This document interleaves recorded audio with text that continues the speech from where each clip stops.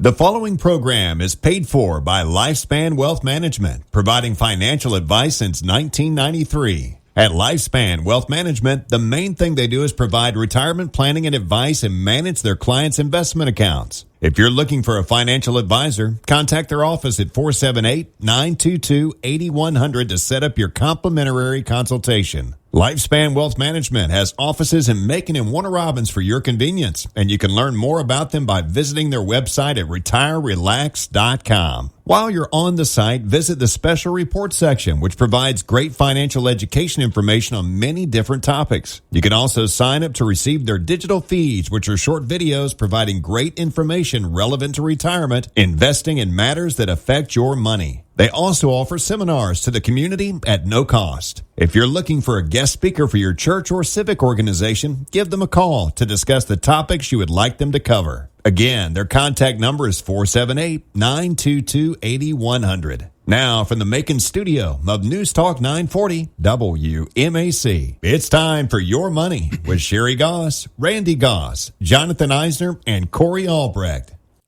Good morning. It is just Corey and myself, Jonathan, today. Randy and Sherry had an unexpected pet emergency this morning that they needed to take their cat to the vet for. So, that being said, there's a lot of commentary in our write-up this week that was originally going to be Randy or Sherry. And so we've tried our best to acknowledge on the front end parts that Randy would have said and Sherry would have said. And so forgive us if there are any blunders where, like there's a part here that says, as a veteran myself, which I am not. But I am neither. And neither is Corey, so for example. So anyway, all that said, it's Corey and me today. Great to be with you. It's going to be a great weekend. Temperatures in the 90s. No rain in the forecast, which we have not had a lot of rain this spring. It's been kind of unusually dry spring. We could probably use some. Today is Armed Forces Day. This day is to honor Americans currently serving in all branches of the military, from active duty, reservists, and National Guard members. Encourage you to show your patriotism by displaying your flag at your house and maybe at your business too. Randy is a veteran, and he understands the hardship families face when service members are deployed and put into harm's way. Puts a lot of stress on the entire family. So if you see a person in uniform, take time to thank them for their service. Now on to the more financial news. Wall Street wrapped up another strong week with the S&P 500 and NASDAQ pushing back towards record highs as investors focus on resilient economic data, solid earnings, and continued momentum in AI and tech stocks. Chip makers and big cap tech once again led the rally, helping extend what's now been a multi-week run higher for the market. On the economic side, last week's job report came in stronger than expected, with the U.S. adding about 115,000 jobs in April, while unemployment held around 4.3%. Wage growth cooled a bit, which markets viewed as a sign that the economy is slowing gradually, but not falling into a recession. Retail sales also stayed positive this week, showing consumers are still spending despite higher prices and elevated interest rates. Economists say spending is cooling somewhat, but overall demand remains fairly healthy. Meanwhile, investors kept an eye on rising oil prices and tensions in the Middle East, along with a high-profile Trump-China meeting in Beijing that could influence trade and technology policy moving forward. Yeah, the big story on Wall Street right now is that this market simply refuses to break down. We've seen that over these past few weeks. The S&P 500 and NASDAQ continue to push to fresh all-time highs almost every week. Almost every day at this point. And investors are showing a willingness to buy dips almost immediately. The S&P crossed over 7,500 for the first time ever this week, while the Dow moved back into the over 50,000 at some one point during the week. What's especially impressive is what the market is climbing through. Elevated interest rates, higher oil prices, geopolitical tensions overseas, and ongoing uncertainty about when the Fed may cut rates. Yet stocks keep grinding higher anyway. A huge driver continues to be artificial intelligence and semiconductor stocks. NVIDIA, Broadcom, AMD, Cisco, you name it, and other AI-linked names are powering much of the rally. As investors continue betting that AI build-out is still in the early innings. Analysts say the demand for AI infrastructure, which is data centers, chips, networking equipment, and cloud spending, remains huge. At the same time, earnings season has been better than expected overall. More than 80% of S&P 500 companies reporting this week have beaten estimates, which has really helped justify some of these elevated stock prices. The tone in this market remains very momentum-driven. Investors continue rewarding companies tied to growth, technology, and AI productivity gains, and right now, the path of least resistance still appears to be higher. Yep, and speaking of what the market is battling through, inflation soared to 3.8% in April, driven by gasoline prices. Not surprising there. Prices were up 0.6% from the previous month. Energy accounted for over 40% of that increase. Consumer prices rose 3.8% in April from a year earlier, a clear impact of higher gas prices since the start of the war with Iran. The figures reported Tuesday by the Labor Department surpassed the previous month's reported increase of 3.3%. Prices excluding food and energy categories, the so-called core measure economists watch in an effort to better capture inflation's underlying trend, rose 2.8%. That compared with forecasts for a 2.7% increase, and was a pickup from the 2.6% the previous month. Energy was up 18% from a year earlier. Within that, gasoline was up 28% and fuel and oil jumped 54%. A fragile ceasefire in Iran war was announced last month, but commercial traffic through the strait remains largely at a halt. President Trump on Monday rejected Iran's response to a proposal for ending the war, saying that the pause in fighting was on massive life support. U.S. stock futures were mixed after the report was released. The Dow Jones Industrial Average was roughly flat. The futures for the S&P 500 and NASDAQ Composite were down. Yep. Higher energy prices due to the Iran war could filter through to many other goods in the coming months. For example, higher gas prices are pushing up the cost of transportation, which might in turn make food and clothing more expensive. A rise in natural gas prices has already pushed up fertilizer costs, another reason food prices might rise. Lots of products from lipstick to golf balls could also be exposed to the turmoil in the Middle East since their production processes use oil derivatives. Economists worry that the rising inflation will further eat into workers' weekly earnings, resulting in lower demand for goods and services. Some possible price relief is on the horizon, according to Chris Wright, our energy secretary. He says the administration is open to suspending the federal gasoline tax, while prices at the pump remain high. A federal tax of 18.4 cents a gallon on gasoline or 24.4 cents a gallon on diesel is included in the price displayed at a gas station. States also levy gas taxes, and Georgia's reduction on our gas tax expires May 19th unless Governor Kemp extends the order. Yeah, hopefully he will do that. So let's talk about something that really can save you quite a bit of money. Instead of paying for health insurance, one of our family members, and this is Randy's part, and he's talking about one of his family members, they opt to pay cash to doctors for their services. And this week, that person went to a new doctor who provided some great information that I want to share with you now. Let me back up just a little bit to start. Earlier this year, he priced medical insurance. We here at the office priced medical insurance for some of the people that work here to see if we could get a package deal. It's tough since the pool in our office is mostly made up of veterans and their families who have TRICARE. However, 2 employees are not covered by TRICARE. The prices for a family plan for one of them, which would cover the husband, wife, and child, all in good health, was about $40,000 a year. That's why they prefer to pay cash for doctor's visits. And they would have a $5,000 deductible per person on top of that. The other person was a single male who got off a little lighter with an estimate of $33,000 per year with a $5,000 deductible. That person is sitting at this table with me. Anyway, this week, our family member, and this is Randy's family member, went to the new doctor and he instructed her to get some labs done. He said that she could use the local testing center like LabCorp, or to save money, she could go to the county health department. He told her that he prefers to spend his money on fun stuff and not lab tests. So a couple places that you can go: Macon-Bibb County Health Department, 1600 Forsyth Street in Macon; Houston County Health Department, 98 Cohen Walker Drive in Warner Robins. They have dental clinics at the Houston County and Bibb County Health Departments, which provide emergency dental care and oral health education to adults. Their staff provides a range of services that includes exams and cleanings, dental screenings, x-rays, and extractions. The labs were the same as found at the commercial facilities at a fraction of the cost. Dental and labs are not the only thing they provide. I encourage you to do a little research. You can simply search for local health department to learn how you can save money by utilizing their services. I'd forgotten about the county health departments, but they are there. That's good intel. If you're struggling to make ends meet, this is something that you should check out. And how about lower taxes? Governor Brian Kemp officially lowered the state's income tax rate Monday after signing the Georgia Economic Growth and Tax Relief Act of 2026. The bill lowers the state income tax rate from 5.19% to 4.99%.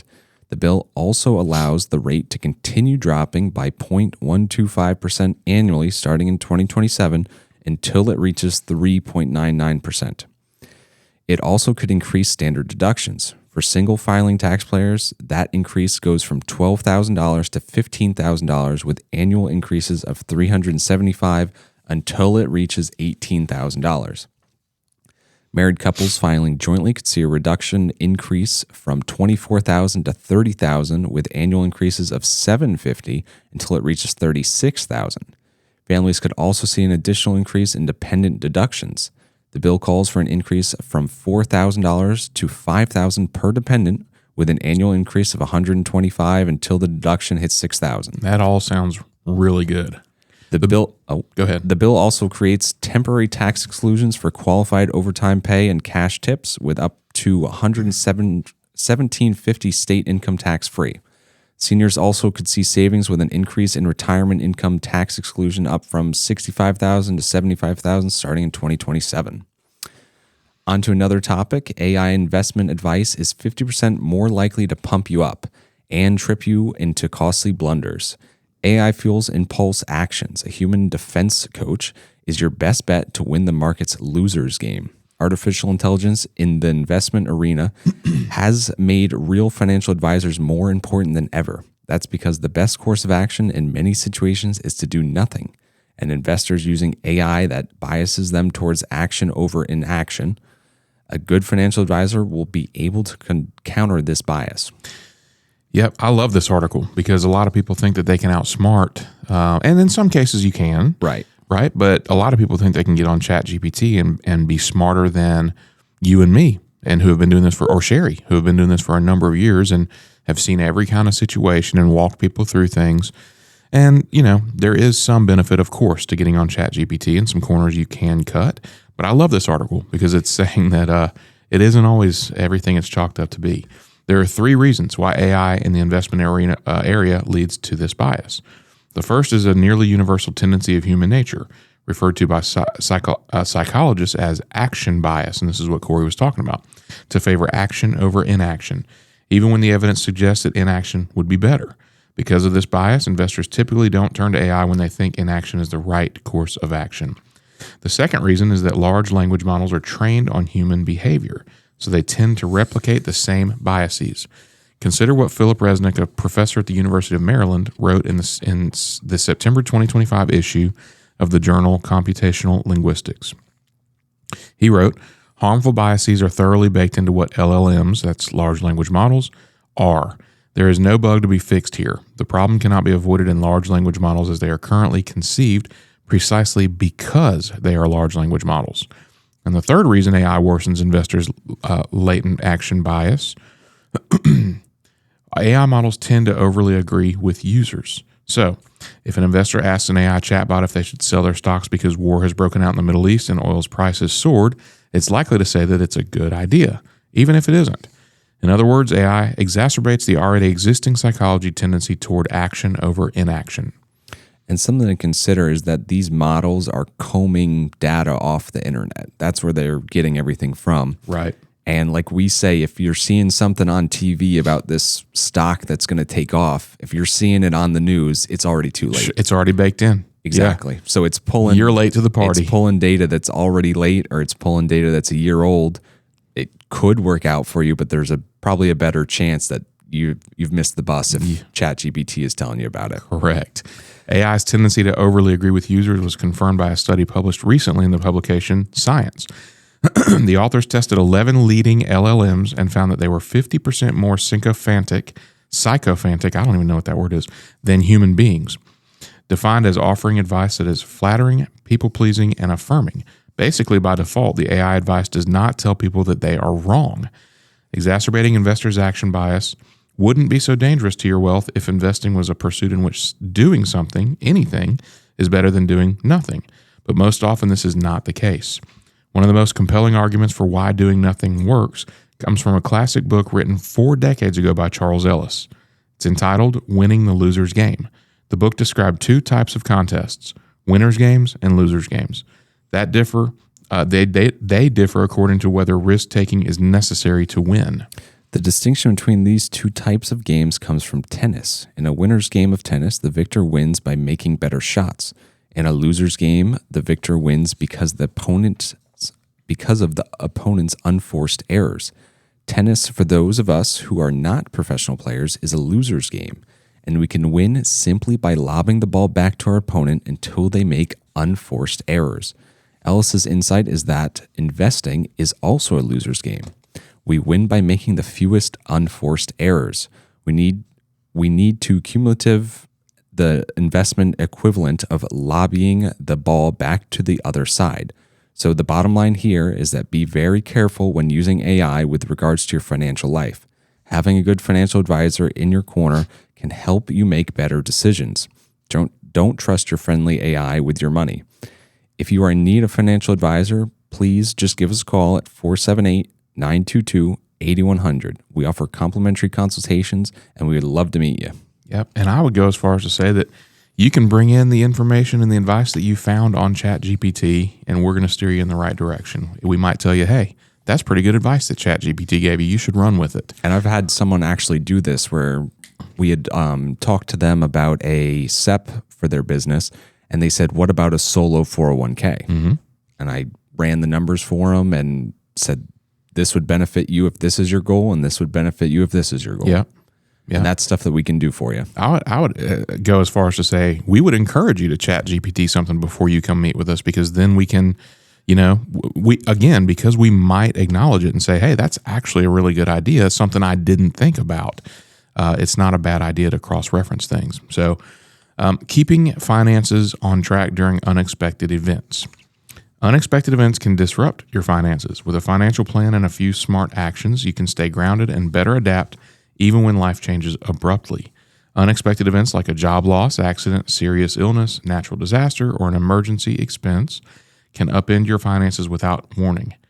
Even if you're on the track today, life has a way of shifting your priorities overnight. That's why it helps to have a financial plan in place. A financial plan doesn't just help you organize your money, it helps you navigate life's planned and unplanned moments with greater clarity, choice, and control. We're going to explain why having a financial plan matters and highlight 5 key actions that you can take to keep your finances on track before the unexpected occurs. The importance of a financial plan. Whether you're just starting to save or are a seasoned investor, a financial plan can play a crucial role by helping you manage your financial priorities and goals, both big and small. If you're just starting to invest and save, there is no better time to get your financial plan in place and start a regimen of reviewing your goals and accomplishments. Agreed, but financial planning doesn't just help you set goals, it equips you to adapt when life changes. Those who plan feel more confident, are better prepared for uncertainty, and feel more financially stable. When life takes an unexpected turn, your next steps matter. It's important to take timely action. Here are 5 ways you can stay focused and minimize financial disruption when life doesn't go according to plan. The first is to build and maintain an emergency fund. An emergency fund is at least 3 to 6 months of living expenses, and that is crucial to a financial plan and can provide a cushion in the event of serious illness, unplanned home or car repairs, injury, or other unexpected changes. An emergency fund acts as a financial safety net, allowing you to manage unforeseen expenses without having to dip into your long-term savings or resort to high-interest credit card debt. Ideally, your emergency fund should be in something safe and liquid, like a high-interest bearing checking account, money market account, or short-term CD. In situations like a natural disaster, we always recommend having a couple $100s in small bills at the ready for things like food, gas, prescriptions, etc. Anything you can't live without for several days. The next item is to get your estate planning and financial documents in order. Approximately 55% of American adults do not have any estate planning documents, including wills, trusts, or power of attorneys. Statistics show that unmarried couples are 68% less likely to have these documents. And as the demographics get younger in age, the lack of preparation continues to exceed 60%. Having an estate plan is another important way to protect both your finances and your family. Essential estate planning documents like a durable power of attorney, advanced healthcare directive, and a will or trust can provide you and your beneficiaries with control over your assets. Without these documents in place, you and your beneficiaries will likely be distracted with greater legal obstacles, delays, and headaches rather than taking care of what's mostly important and timely. Yep. Outside of estate planning documents, it's important to maintain up-to-date records of financial accounts, financial contacts, logins, passwords in a safe, all in an accessible location, physically or in the cloud. A good starting point is to have an asset inventory worksheet. Having your documents and asset inventory organized in an easy-to-access location allows your loved ones to navigate your finances even during stressful times. The third item is to get proper insurance coverage to manage risk. Having adequate insurance coverage safeguards you and your family from unforeseen events that could significantly impact your financial plan. Proper insurance coverage in key areas like health, life, disability, long-term care, home, and auto can help provide you and your family with protection should unexpected situations occur. It's a good idea to assess your current need for insurance in these 5 categories. So let's discuss a few types of insurance. First, health insurance. Having appropriate health insurance coverage is an essential part of a financial plan. Some people select the least expensive monthly premium to help save on costs. However, this often means a greater out-of-pocket expense when you need to use it. There's no free lunch, but like I discussed earlier, sometimes cost is prohibitive. Review your insurance choices with the potential out-of-pocket limits in mind. If you feel that least expensive monthly premiums is right fit for you, make sure you have enough savings in an emergency fund to potentially cover your deductible and co-insurance amounts. Yep. Next is life insurance. Should you pass away unexpectedly, life insurance can provide meaningful emotional and financial benefits for your dependents. As your base, look for the most cost-effective way to help replace income. You may have access to group life insurance through your employer, but if you're healthy, you may be able to find less expensive insurance on your own for potentially greater coverage. So Sherry said that when Randy was in the military, she started her own business as a financial advisor. They had 2 teenagers. She was concerned because if something was to happen to Randy before he qualified for military retirement, and she wasn't making much money at that time, that they would be in a serious financial crunch. So she purchased $1 million life insurance policy on Randy just in case. Thankfully, nothing happened, but that really gave her a lot of peace of mind. Next up is disability insurance. The probability of experiencing a disability is far greater than that of dying, but most people tend to gloss over the risk. Disability insurance can help replace lost earnings should you experience an unexpected disability, temporary or permanent, while you're working. Disability insurance can be short or long-term and may only cover part of your income. Review your policy to understand how much coverage you have or consult with your human resources department or a qualified insurance professional. Yep. Next is long-term care insurance. Long-term care insurance is geared towards retired individuals who need the services and support related to day-to-day activities like walking, feeding themselves, bathing, toileting, etc. Medicare does not pay for this care, contrary to what most people think. While not everyone will need this help or incur expenses related to it, this insurance is an option to help mitigate for a risk that can significantly impact a retirement savings account or cause a significant financial burden on your family. And today you can buy a policy that will pay a benefit upon your death if you never use the policy. And I have written some of these policies, and I've talked about them several times on the show before. But it's basically a life insurance policy that has what is called an accelerated benefit. And that means that some or all of the death benefit is available to the insured while they're alive for costs associated with things like a terminal illness or long-term care expenses. The amount that's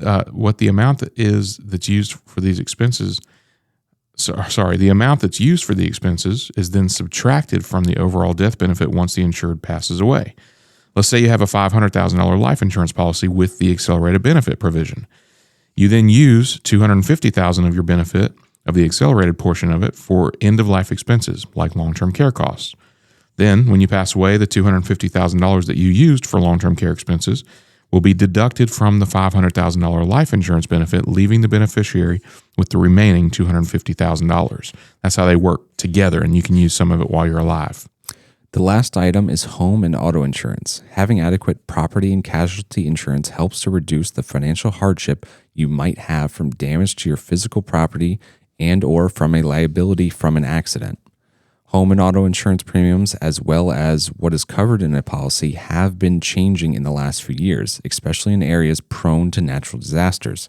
It's best practice to work with your insurance agent or broker to help navigate your choices to find the right coverage based on your specific needs and budget.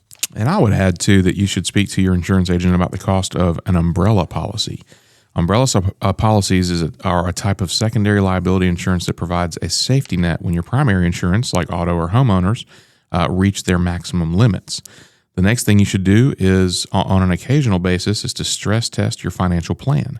This involves simulating different scenarios, like a loss of income, early retirement, high inflation, major market events, high medical costs, etc., to test how well your plan holds up under financial stress. You can think of it as a what-if approach to your financial future. If you're thrown curveballs, will your portfolio be resilient enough to endure those? There are plenty of good financial calculators that can assist you with this task. This exercise simply tests your financial plan, evaluates your preparedness, and enables you to identify potential weaknesses. Then you can make any necessary adjustments as needed. Lastly, reviewing your financial plan and adjusting accordingly is advisable. Financial plans should not be a static one-time event. You should update your plan at least once a year. That's right. Financial plans aren't a one-and-done document. They require ongoing review to ensure they're still accurate and reflect your current circumstances. Major life events like buying a home, losing a spouse, or taking an early retirement can shift your financial priorities and goals, so it's important to update your plans as life changes occur. The bottom line is that a financial plan helps you stay grounded when the unexpected happens. Unexpected life events are inevitable, so consider viewing your journey as less about sidestepping every challenge and instead focusing more on building the resilience you need to navigate the changes when they arise. Take these proactive steps to lessen their impact and help protect your financial well-being.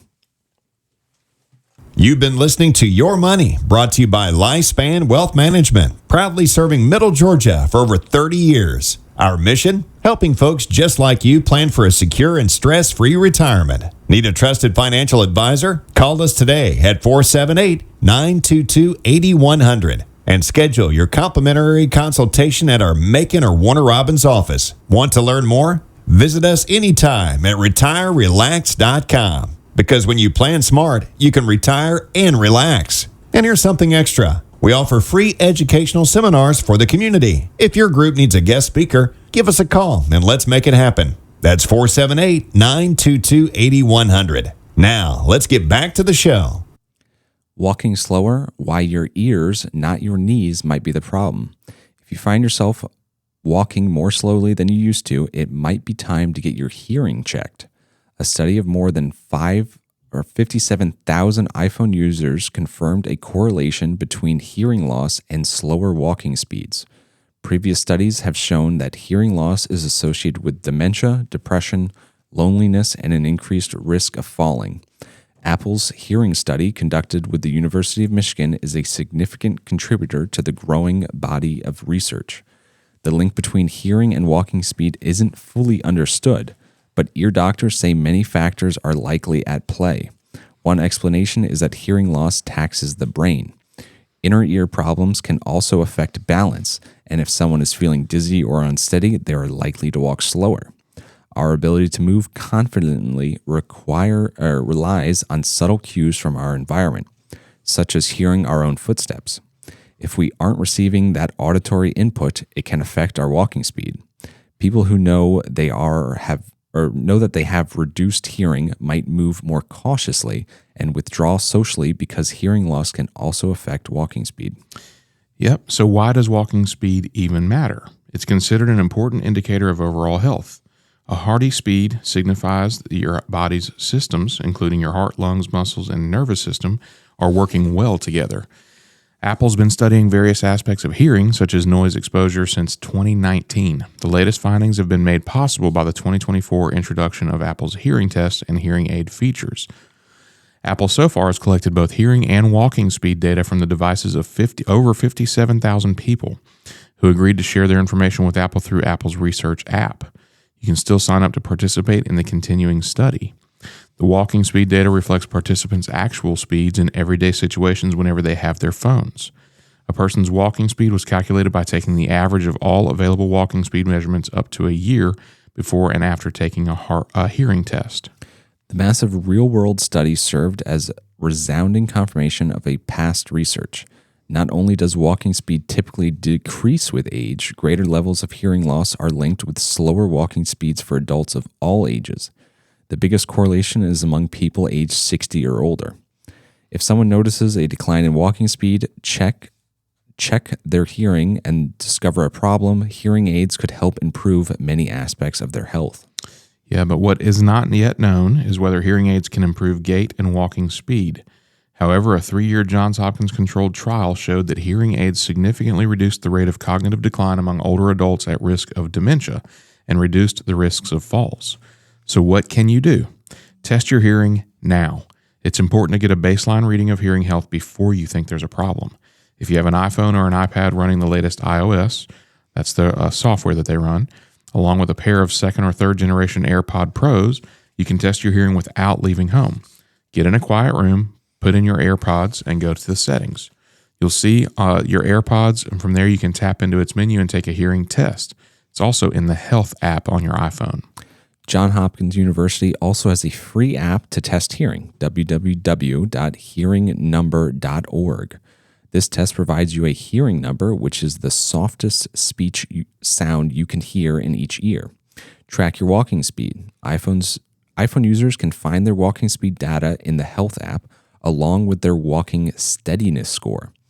There are Android apps that do the same, as well as fitness trackers from Google's Fitbit, Garmin, Samsung, and others. Observe the trend. Track your gait for at least 6 months before you look for speed changes that you want to share with your doctor. Many variables can alter your pace from day to day or week to week, but a decline over time can signal a problem, whether it's with your hearing or something else. I thought that was a good read and a good warning, I guess, to people to It's not something you think about. It's not something you think about, and to test this stuff, you have the capability now to do this pretty much from the comfort of your couch. I mean, I know you got to get up and walk, but I mean, you have the tools right there on your phone that you're on anyway. So I thought that was a good read and something I'm considering doing here sooner than later, because why not? It wouldn't hurt at 41 years old. Okay, $50 movie tickets have arrived. This is insane. One of the best selling points of a night out at the movies has long been how cheap it was for 2 hours plus of entertainment. Not so much when it costs $50 per ticket. That's how much Regal Cinemas recently charged for opening night seats in the best theaters to see December's Dune Part 3. Have you seen Dune Part 3? I have not seen any of the Dunes. Okay, we agree. I didn't remember if you had seen them or not. I have not seen them either. But I have heard they're very good. That's what people are saying. But I don't think I would pay $50 to see any movie ever, period. Eye-popping prices for the most in-demand movies on the best screens are becoming increasingly common as the cinema industry copies the audience segmentation playbooks of airlines and hotels. Theaters are getting people who love movies and have discretionary income to pay substantially more. Some 17% of film tickets sold last year were for premium format theaters with bigger screens, better sounds, compared with 13% in 2021. They cost an average of $18 nationally and as much as $30 in big cities such as New York and Los Angeles. Welcome to the new box office reality. Diehards are paying top dollar while the rest of the country rarely goes to the theater and gets most of their entertainment from Netflix, YouTube, and TikTok. Despite recent hits such as Michael, Project Hail Mary, and the Super Mario Galaxy movie, the annual number of tickets sold is down more than 1/3 from before the pandemic. I think this is just a content thing. Yeah. I feel like a lot of the time I go to the movies, I'm like, I don't think I wouldn't even watch that movie for free.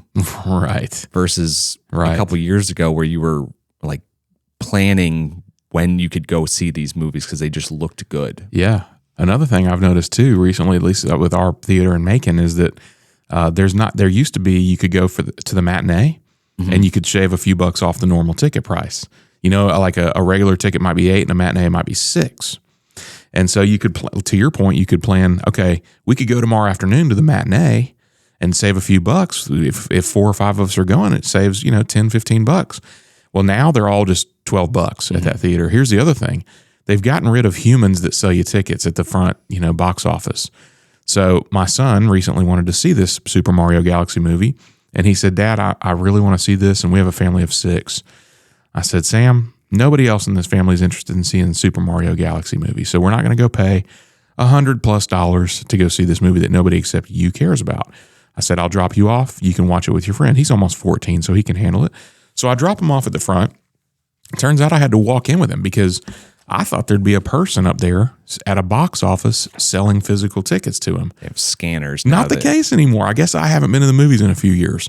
And so, yeah, you walk in. I found a gentleman inside. I said, he'd like a ticket for Mario movie. He goes, oh, okay. Go over to that computer. I was like, okay. The kiosk where you just... Yep. So you go over to a kiosk. It's all on the screen, right? And then, of course, there's some kind of convenience fee. Yeah.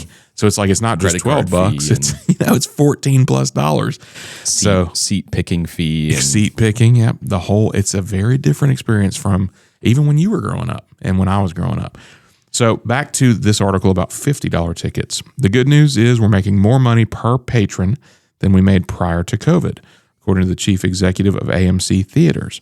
But it's not a good thing that patronage is down as much as it is. Regal sold its inventory of $50 Dune tickets in a matter of minutes. This is insane. Since premium auditoriums regularly sell out fastest, exhibitors are racing to build more of them. AMC, the biggest chain in America, had 517 at the end of last year, 30% more than in 2021. In addition, AMC adds a surcharge of up to $2 per ticket for a popular film on their opening weekends. Adults seeing a movie on a regular screen are paying an average of $12.75 a ticket, a figure that has long risen roughly in line with inflation. But spending on popcorn, drinks, and merchandise has grown 220% over the past 20 years, far above inflation, according to the CEO of Marcus Theaters. The average AMC customer now spends $9 on concessions per visit, compared with $5 pre-pandemic, a figure that includes the 20 to 30% of people who buy nothing but a ticket. Some Hollywood executives worry the growing costs of a night at the cinema and increasing reliance on premium screens are turning moviegoing into a pricey special occasion rather than an inexpensive regular habit. Yeah, totally. I mean, if things are going to be that expensive, I'm kind of surprised that the average moviegoer only spends $9, even if it includes the ones who don't spend a dime at the concessions, which is me. I don't. Which again, I guess we just established that I really don't go to the movies, but when I do, it's like, hey, no popcorn, no Cokes, because they're charging ridiculous amounts of money for those things. And Coke is the same price as the ticket that you bought. Exactly. Yeah. But what they've done is, and the reason that concessions are up 220% is because they've figured out, okay, hey, we can charge a lot more for this box of popcorn and just say it's an unlimited, it's bottomless popcorn. And they only eat one box anyway. Yeah. Same thing with the Cokes. We'll sell this bucket full of Coke essentially for $9. And it's unlimited refills. Well, I mean, how many people are drinking more than one of those buckets? I don't know. Hopefully not too many. Going to the movies must be more affordable again, according to Tom Rothman, a chairman at Sony. Studios and theaters have long operated in an uneasy reality. Both need each other to prosper and resent self-interested decisions of their counterparts. Studios have long complained that exhibitors don't keep their multiplexes in good enough condition. Their newest gripe is rising prices along with expanding pre-show advertising that, combined with as many as 9 trailers, means movies frequently start close to half an hour after their official showtime. Exhibitors at CinemaCon said the industry's biggest problem is that studios are releasing about 25% fewer films annually than before the pandemic. Since they can't increase the product supply on their own, theater operators said that they are forced to find profits where they can. The Paramount CEO promised theater operators at CinemaCon that if his company purchase of Warner closes, the 2 studios will release at least 30 movies a year, compared with a combined 19 in 2025. Amazon MGM Studios is expanding from a handful of nationwide theatrical releases annually to 15. Premium screens have become another point of tension between theaters, which want to promote their own brands to compete with market leader IMAX, and studios that want to market them together. Disney at CinemaCon announced a brand called Infinity Vision to promote premium screens for December's Avengers Doomsday movie, which won't play on IMAX screens because they're committed to Dune Part 3, which opens the same day. Some theater operators said they were uncertain about adding a phrase such as certified in Infinity Vision to their premium brands like Cinemark XD and Regal RPX because of the leverage it could give Disney over other businesses. Yeah, it's kind of scary when you see these giants fighting. You would think that they would just push it back or bump it up just so that they could kind of rake in everything on their own. Right. But they're just competing instead, head to head. And I don't even think, I'm not sure what's special about that day in particular. I feel like a 2-week later release would do just about as good. You would think that they would try to be strategic and, help each other out instead of competing and trying to take money from each other. Unless they just don't want to bend the knee on it and say like, oh, I'm the one giving up the date. Probably some pride and money involved. Anyway, here's how you can retire on a cruise ship. We don't recommend this, but it was a fun article nonetheless. It may sound like a distant dream, but yes, you can retire on a cruise ship. Plus, you can do so, or you do not have to be rich to do so. In recent years, many retirees have embraced this lifestyle full-time as an alternative to traditional retirement communities. If you do research and know how to budget properly, your average living expenses could be around $50,000 per year, which would cover everything from cruise fares and onboard spending to utilities, gratuities, and more. But can you really retire on a cruise ship? Absolutely. Retiring on a cruise ship is not just an outlandish dream that it once was considered to be.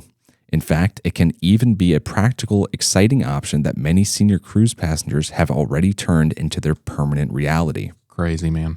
With prices for cruises dropping at the same time that annual fees for retirement residences are skyrocketing, it's now becoming a viable and even practical way to live out some of your golden years. People do this in a way that is far more straightforward than you might think. Many retirees looking to live this lifestyle choose to book back-to-back voyages through reputable cruise lines. Some cruise lines make it easy for retirees by offering multi-voyage packages geared towards senior demographics. Other retirees simply choose to design their own itinerary that combines their love for travel with a laid-back yet sophisticated lifestyle.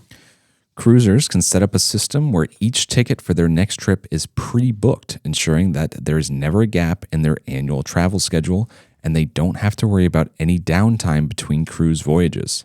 Most retirees also opt for all-inclusive packages that cover all their onboard expenses, meaning everything from entertainment and beverages to laundry and housekeeping is taken care of. For those retiring on a budget, this type of cruise package makes financial planning much easier, as you know up front how much each week, month, and year of your retirement will cost ahead of time.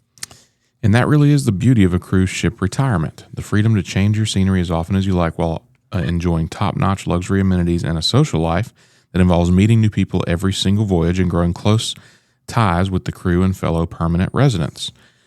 So, how much does it actually cost to live on a cruise ship? Well, as you can probably guess, costs vary depending on a wide variety of factors, including your chosen cruise lines and the level of comfort and luxury you are looking to enjoy throughout your retirement.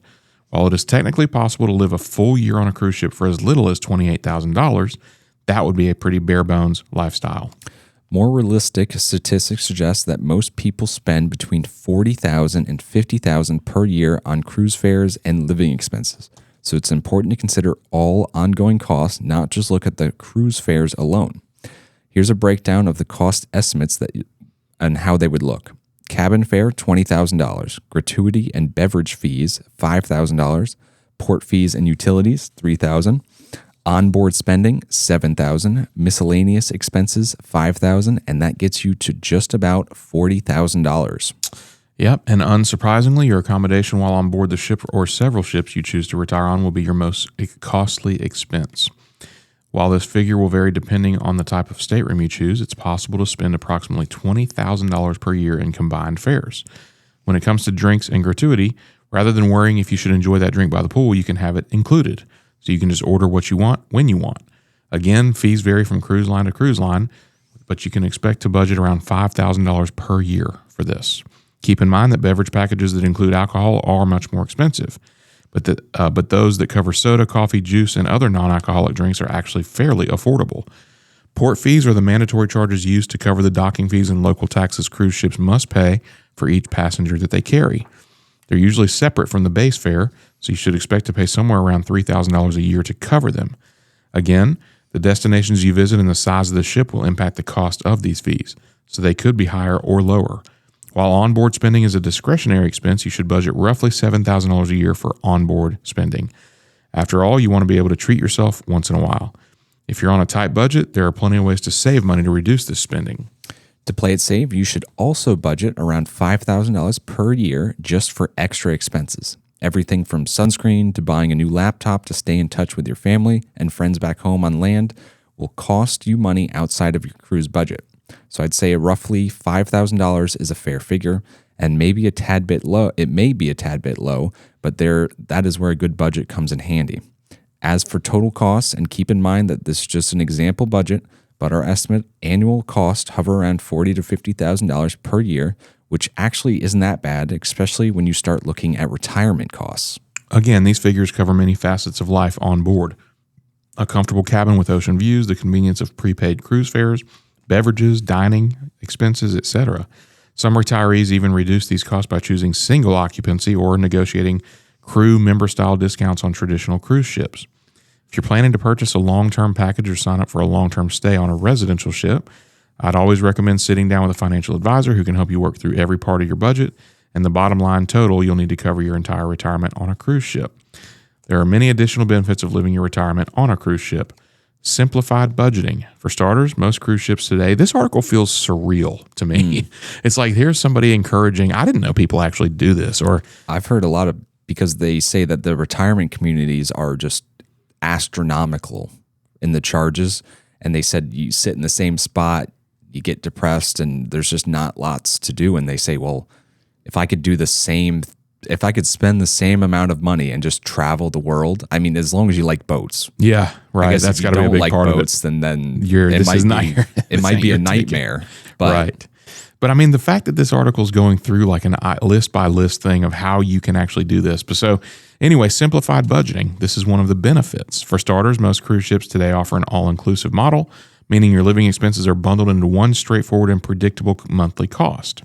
Next one, a fun and rewarding social life. And this is something I kind of just mentioned. Given that loneliness is a common issue for seniors, many retirees are drawn to the social aspect of living on a cruise ship. With organized activities like day sailing excursions, themed parties, and a constant flow of entertainment and new guests, there are endless opportunities to make new friends and become part of a vibrant community of fellow retirees. Others have even chosen to make their residence on board a luxury cruise ship, finding that the social opportunities combined with beautiful ocean views and regular stops at exotic ports make for a truly fulfilling experience. Simplified assistance and luxury. Another significant perk is the convenience factor. With everything from housekeeping to laundry already handled for you, you can focus on enjoying your retirement without worrying about the mundane details of daily life. Plus, many ships offer excellent health insurance and Medicare options. Who knew? So you can rest assured that you can access top-notch medical care on and off the ship.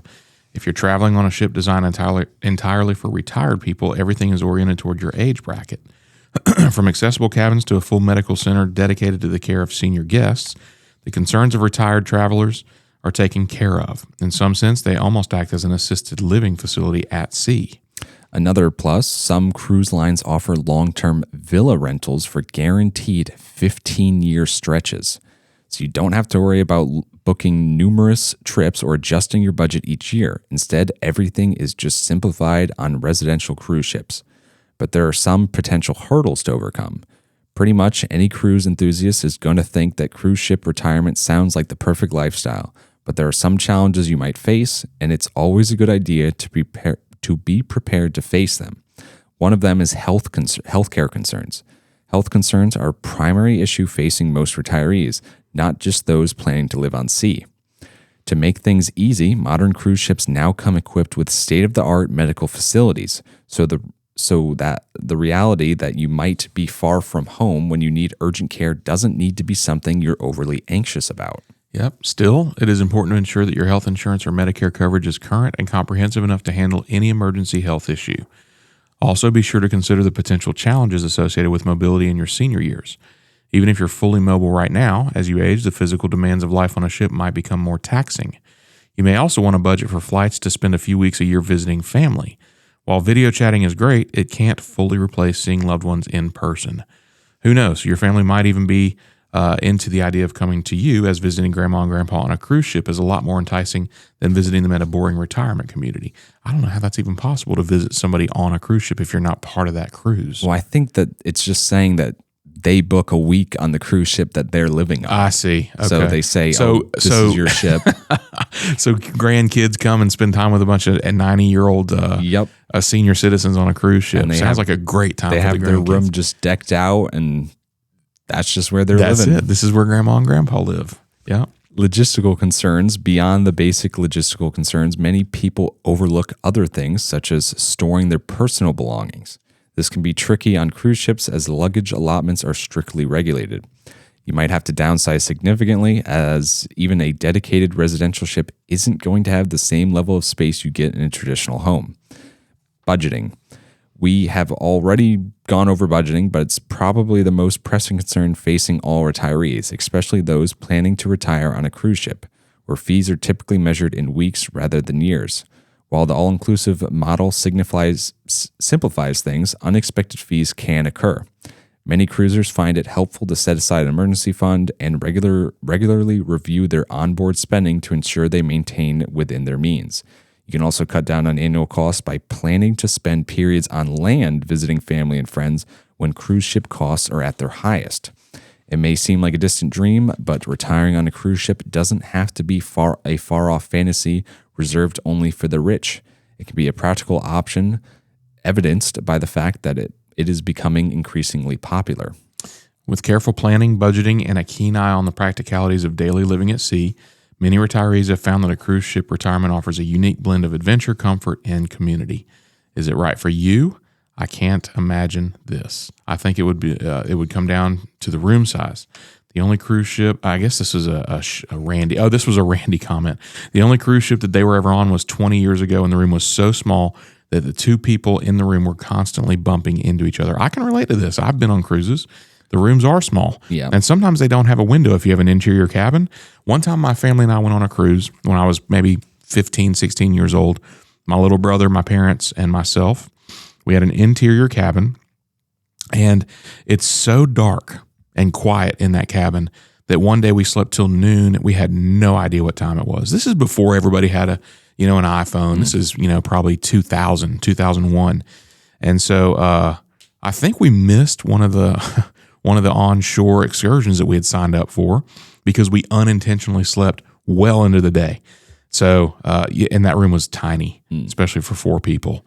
Well, I think that these retirement ships, though, like the villas that they're talking about, they're designed for people to live there long term. It sounds like it. So I think that those, I would assume that most people do not go on ships that are designed for long-term living, so they probably skimp a little bit on the size of your room. Right. But I think that if the cruise ship is designed for people to live there, it's probably more better roomy. than some retirement homes. Yeah, I'm sure it is. The whole lifestyle sounds pretty amazing. I guess the thing I'm thinking is, okay, what about your home? What about your actual home? Do you keep it? I mean, because then it's like, yeah, it's $40,000 or $50,000 a year for this, but you still also have a home on land somewhere, cars, or maybe you just sell all that stuff if this is your lifestyle. That's just, I don't know. You're like, this is where I want to be when I go. Yeah. And I mean, the whole, fully commit. Family visiting grandma and grandpa for a week on a cruise ship, that's an expensive way to go visit grandma and grandpa, whereas going to their house is free other than gas. Speaking of gas, I was thinking about it while we were going through this. If oil stays highly elevated like it is, there's probably going to be less and less people are going to be going up. Less and less people living this lifestyle. Hopefully they locked in their rates. Yeah, well, if you do it for 15 years, I guess you're probably pretty set, but that is a long time to commit to something like this. All right, folks. So we made it through it. Just Corey and myself. Everybody have a fantastic weekend. It's supposed to be beautiful out, and I myself will be watching some youth baseball this weekend. Corey, what about you? I am watching Kathy's dogs this weekend. Okay, laying low. Everybody have a great weekend. We will talk to you next Saturday.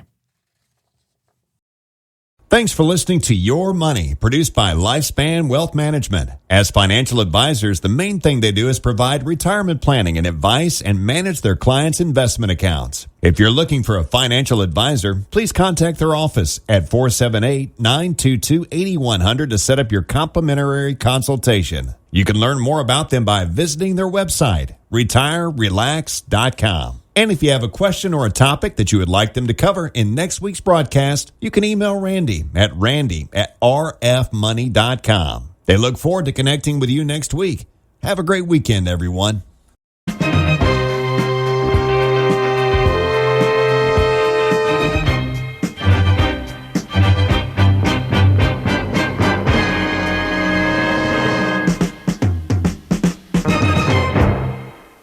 Securities and investment advisory services offered through Osaic Wealth Incorporated, member FINRA SIPC. Osaic Wealth is separately owned, and other entities and or marketing names, products, or services referenced here are independent of Osaic Wealth.